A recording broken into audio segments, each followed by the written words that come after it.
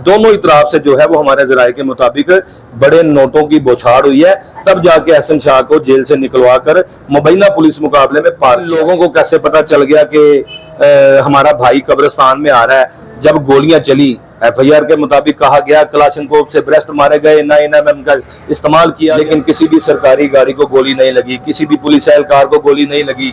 अगर ये कहते हैं कि वहां पर हमारे ऊपर हमला हुआ है, यहाँ पर तो किसी पुलिस एहलकार से हथकड़ी से बंदा निकल के भाग जाए तो फौरी तौर पर पर्चा हो जाता है पुलिस एहलकार पर कि तुमने गफलत लापरवाही की है, 155C लगा दी जाती है। लेकिन इतना बड़ा वाकया हो गया कि दूसरी पार्टी आगे गोलियां भी चला के चली गई, जेरे हिरासत मुलजम को कत्ल भी कर दिया गया, लेकिन अभी तक ऑर्गेनाइज क्राइम यूनिट का कोई भी एहलकार जो है उसको ना मुअत्तल किया गया, ना पर्चा दर्ज किया। कब्रिस्तान में ही ये मुकाबला क्यों हुआ? आखिरकार इसके साथियों को किसने बता दिया कि हम कब्रिस्तान में पिस्टल ढूंढने आए हैं? क्या कभी ऐसा हुआ है कि ऑर्गेनाइज क्राइम यूनिट के जो अफसरान है जब किसी के साथ मुकाबला करते हैं तो डाकू मर जाता है तो अफसरान बच जाते हैं? पिछले दिन मुझे ये बताए कि मैंने एहसन शाह की वालदा से जब बात की, उनका ये कहना था कि एहसन जो अमीर बलाच है उनके घर वालों ने एक तो माफ कर दिया था और ऊपर से वो मेरा अपना बेटा था, मुझसे मिलता था, आता जाता था, तो हमें उनसे कोई दुश्मनी नहीं थी। और मेरा बेटा और बलाच जो है दोनों मेरे सगे बेटों की तरह थे और उसने माफ कर दिया था। तो फिर आप कैसे कह सकते हैं कि अमीर बलाच की फैमिली ने भी भारी रकम जो है अदा की है? जब अमीर बलाच टीपू पैदा नहीं हुआ था ना, उससे पहले उसके दादा की, उससे पहले उसके बाप की दुश्मनियां थी। उसके बाप के ऊपर भी जो है मुकदमे दर्ज किए गए, उसके बाप को गोलियां मारी गई, हमला किया गया, अवाने दल के बाहर 6-7 लोग जो है वो मर्डर हो गए। तो दादे परदादे से ये चलती हुई दुश्मनी जो आ रही थी, आखिरकार इसने कहीं ना कहीं तो धुआं देना था। लेकिन असल हमारे जराये के मुताबिक हकाइक यही है कि जब आपको कहा जा रहा है कि आपके बेटे को कत्ल कराने के अंदर खासकर जो है वो सबसे बड़ा हाथ एहसन शाह का है, आपकी फैमिली उसको माफ करेगी? आपकी फैमिली तो यही कहेगी कि हमारे बेटे की मुखबरी इसने दी है, हमारे बेटे के मुतालिक शादी की तकरीबात में जाने के लिए इसने तमाम चीजें बताई हैं। उस वक्त वो सऊदीया में था, अपना जो फरीजा है वो अदा कर रहा था, वो कैसे ये कर सकता है? जी आप बिल्कुल दुरुस्त फरमा रहे हैं। देखें, कोई बंदा कहीं भी बैठा हो, 109 किसको कहते हैं? आजकल एक ट्रेंड चला हुआ है, 302 कत्ल अपने ऊपर लेने से 109 लोग ले लेते हैं, खुद कत्ल नहीं करते, शूटरों से कत्ल करवा देते हैं, शूटर पकड़े जाते हैं, एंड पे शूटर नाम भी किसी का ले ले तो 109 लगी होती है। 109 में सिर्फ और सिर्फ जुल्फकार अली भुट्टो साहब जो है वो उनको फांसी हुई थी, उसके बाद आज तक किसी को कोई सजा नहीं हुई। जहां पर आप बात करती हैं माफ करने की, ये तो अल्लाह ही है जो बंदों को माफ करता है, अपनी मखलूक को माफ करता है। किसके दिल में कौन सी रंजिश है, किसके दिल में कौन सा बदला है, इसको कोई नहीं जानता।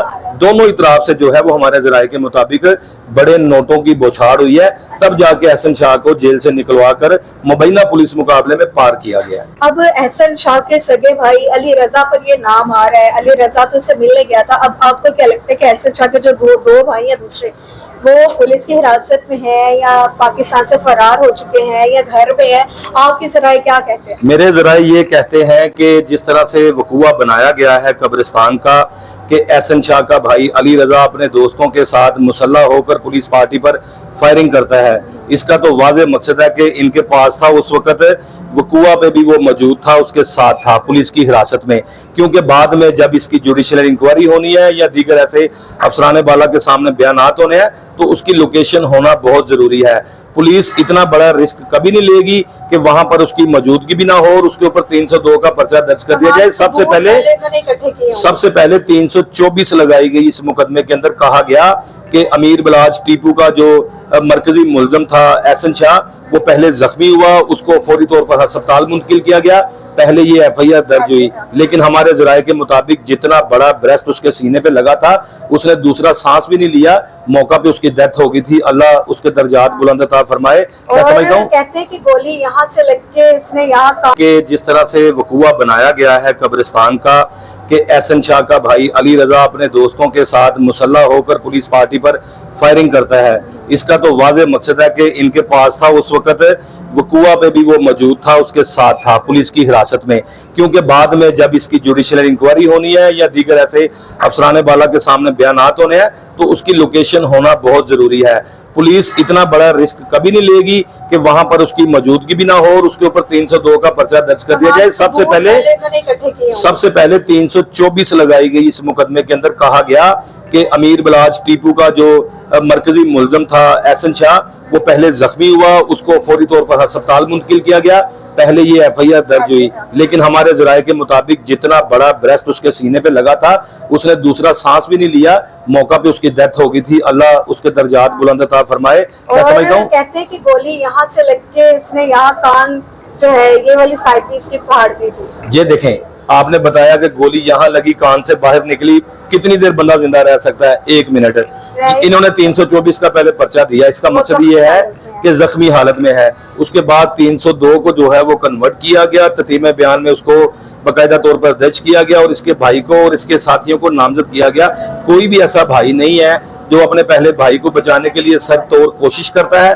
उसके बाद मुझे ये बताएं, इन लोगों को कैसे पता चल गया कि हमारा भाई कब्रिस्तान में आ रहा है?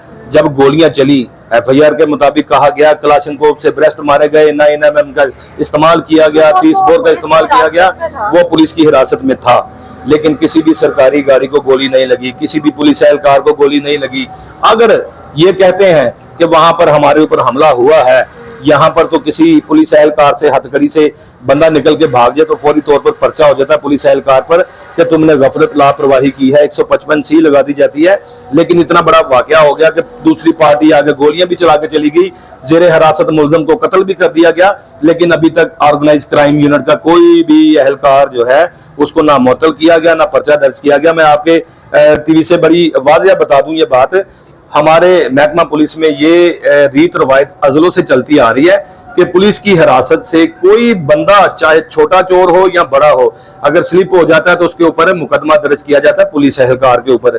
उसके ऊपर तो पहले से ऑलरेडी होना ही होना है, जिसकी गफलत लापरवाही से मुलजम फरार हुआ है उसके ऊपर पर्चा होना है। लेकिन ऑर्गेनाइज क्राइम ने वहां पर जाकर गोली चलाई। वहां के निशादीन भी कहते हैं गोलियों की आवाज आई है, लेकिन सिर्फ आवाज आई है, किसी ने देखा नहीं। आखिर कब्रिस्तान में, लेकिन कब्रिस्तान में ही ये मुकाबला क्यों हुआ? आखिरकार इसके साथियों को किसने बता दिया कि हम कब्रिस्तान में पिस्टल ढूंढने आए हैं?